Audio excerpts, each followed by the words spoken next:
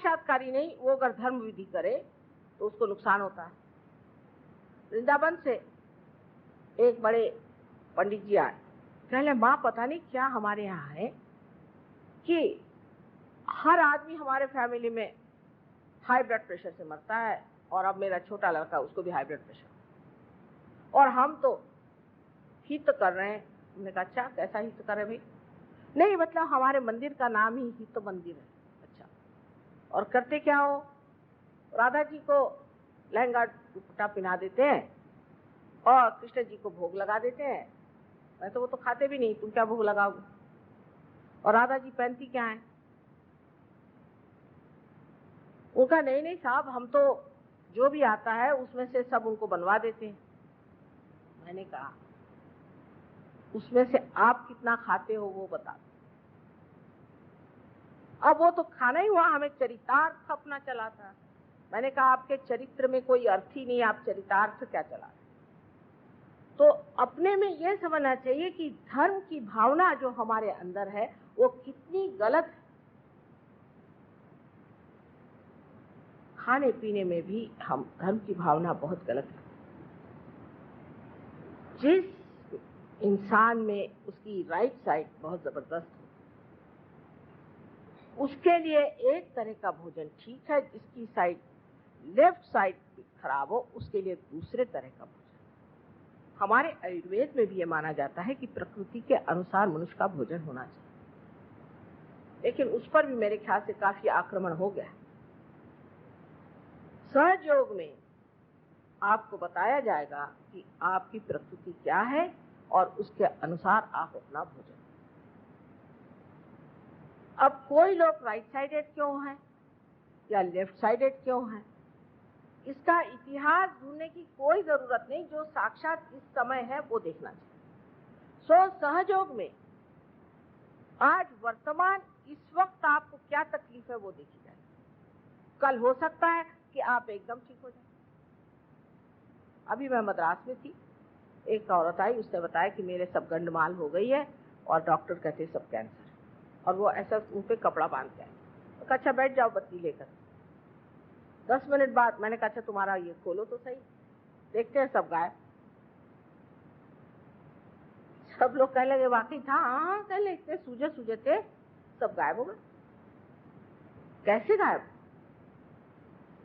क्योंकि उनपे left side की बाधा थी और वो निकल गई, वो साफ हो गई, ठीक हो गई। कोई एक पागल आदमी आके बैठता है, दूसरे मिनट आप देखते हैं ठीक हो जाता है। कैसे? क्योंकि उस पर कोई इस तरह का असर था जो निकल गया, वो ठीक हो गया। तो सहयोग जो है ये तत्व को छूता है, ये बाह्य से नहीं छूता है, तत्व को छूता है। और धर्म हमारा तत्व है, धर्म से रहना हमारा तत्व है। इसमें अनेक धर्म है, पितृधर्म है, मातृधर्म है, देश धर्म है, सारे विश्व का धर्म है। तरह तरह के धर्मों से हमारा जो शरीर है वो पाला जाता है, सजाया जाता है, उसका रूप आता है। उस धर्म को जगा देते ही आपके सब धर्म ठीक हो जाते हैं। और इसलिए जैसा कि बताया गया कि ये सब कुंडलिनी के जागरण से आपस की रिश्तेदारी सब ठीक। ये 10 धर्म हमारे अंदर बसे हुए हैं, जिसको कि ओल्ड टेस्टामेंट में 10 कमांडमेंट्स बताए गए। ये 10 धर्म उस वक्त बताए गए, और आज जो कायदा हमने बनाए हुए हैं, लॉज जो बनाए हुए हैं, ये इन्हीं 10 धर्मों पे है। अगर ये 10 धर्म हर एक मानव में वही के वही हैं और वही होने चाहिए, तो आप बताइए कि हम बाह्य में कोई हिंदू, मुसलमान, ईसाई कैसे हो सकते जब सबके अंदर एक ही धर्म की व्याख्या है। हम तो सिर्फ इंसान हैं। अब परमात्मा ने सबको कोई प्लास्टिक के जैसे नहीं बनाया, सबकी शक्ल एक जैसी नहीं बनाई, तो उसको मिलिट्री नहीं बनानी, सबकी शक्ल अलग बनाई।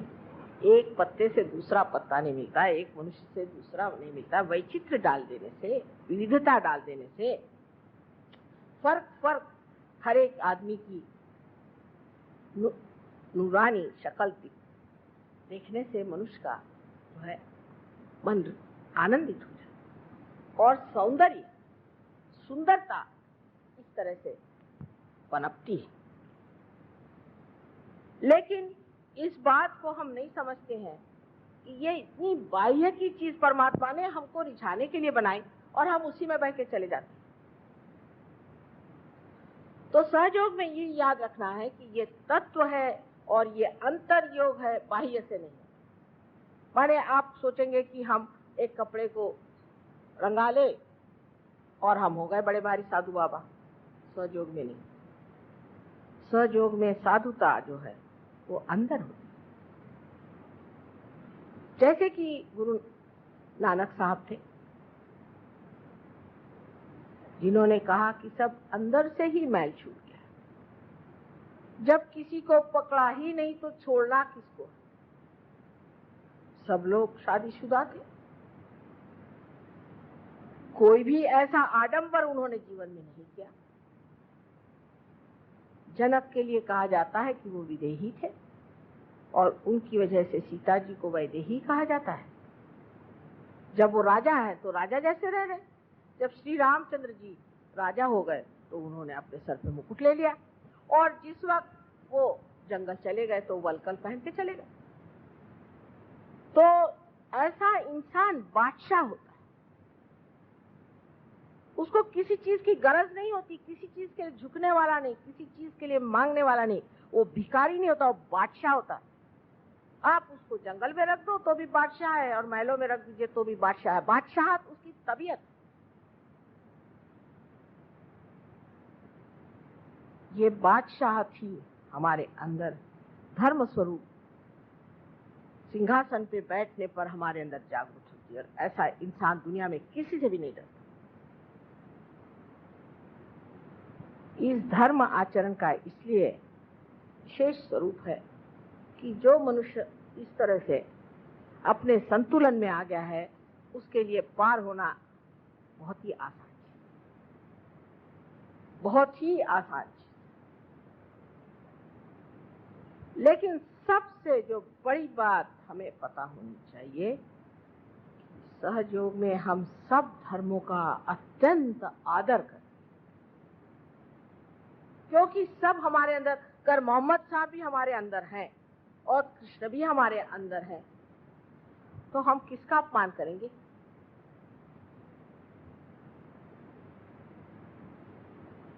लेकिन हम धर्म पे रहते नहीं, धर्म से हम विचलित हो जाते हैं। सहयोग में आने के बाद भी थोड़ी देर ऐसे ही चलती है उथल पुथल, बाद में अपने आप कुंडलिनी बांधते चली जाती है और आप भी बनते चले जाते हैं। और जब ब्रह्मरंध्र को छेद कर पूरी तरह से आप अपनी आत्मा में स्थित हो जाते हैं तो उसके आनंद में जब आप आते हैं तो कहा जाता है कि धर्मातीत, तो धर्मों से परे, गुणातीत, सब गुणों से परे। माने क्या धर्म छोड़ थोड़ी देते हैं, माने ये कि उसके अंदर ही साक्षात धर्म है। उसे कोई धर्म का पालन क्या करना है, वो स्वयं साक्षात ही धर्म की मुक्ति हो जाता है। वो अधर्म का काम करेगा ही नहीं। लेकिन उसका जो धर्म है वो जीवंत धर्म है। वहां कर्ण को मारना भी धर्म है और द्रोणाचार्य को मारना भी धर्म है और एक उंगली पर गोवर्धन को उठाना भी धर्म। धर्म की पूर्ण व्याख्या समझने के लिए पहले अपने अंदर का धर्म जागरूक। मैं आपसे कोई भी ऐसी धर्म की चर्चा नहीं करूंगी कि भाई धर्म से चलो। आजकल तो धर्म का मतलब है कि आप सब कुछ छोड़ छाड़ के मुझे दे दो और तुम धर्म से चलो, भिखारी हो। मैं ये कहूंगी धर्म का मतलब है कि जागरूक हो जाओ, जगो, अपनी ओर जगो। कुंडलिनी के जागरण के बाद आप देखते हैं कि हम हाथ में सांप पकड़े हुए हैं लेकिन छूटता नहीं। एक कोशिश करके उसको छोड़, बहुतों का तो अकस्मात ही छूट जाता, पर एकाध का छूटता ही नहीं। जरा सी कोशिश से छूट सकता। वहीं पे मैं कहती हूँ कि वीरता है और वहीं पे मनुष्य की विशेषता है। धर्म पे आज इसलिए कहा था कि कल आपको मैं आत्मा पर बताऊं, आत्मा के बारे में, आत्मा को प्राप्त करना क्या है और आत्मा को प्राप्त करने पर इस दीप को किस तरह से संभालना चाहिए। हृदय में आत्मा का दीप जल जाने पर उसको किस तरह से संभालना। लेकिन माँ जब कैस्टर ऑयल भी देती है तो उसमें थोड़ा सा चॉकलेट मिलाकर देती है। इसी प्रकार कुंडलिनी आपको पहले और चीजें बहुत सारी दे देती, जैसे आपकी तंदुरुस्ती अच्छी हो जाएगी, फिर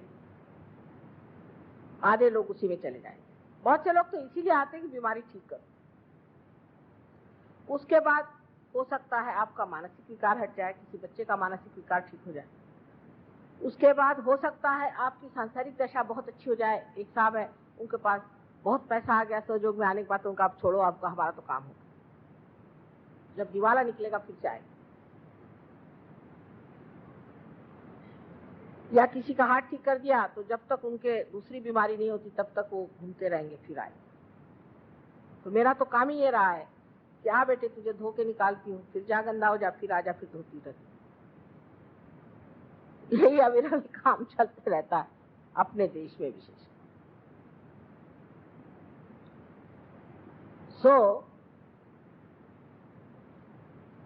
कबीरदास जी ने कहा है कि ये चादर ऋषि मुनि जन ओढ़ी, ओढ़ी की मैली कीनी चदरिया, दास कबीर जतन से ओढ़ी, जैसी की तैसी रख दीनी चदरिया। इस पवित्रता को प्राप्त होना चाहिए और उस पवित्रता के लिए गौरव होना चाहिए, एक शान होना चाहिए। ये नहीं कि दूसरे अपवित्र हैं, लेकिन पवित्रता के तेज में हम कितने आनंद में मस्त हैं। कल आपको मैं ये बताऊंगी, आत्मा का प्रकाश हमको जरूर दिखाता है कि हम में क्या पवित्रता है और क्या पवित्रता है, लेकिन एक तैयारी होनी चाहिए कि जो अपवित्रता है उसे छोड़ ही देना है, काहे पकड़ दो, बहुत हो। इसी तैयारी से आप लोग कल आइएगा, मैं आपको समझाऊंगी। आशा है एकदम गंगा जी में नहाकर ही आप यहाँ से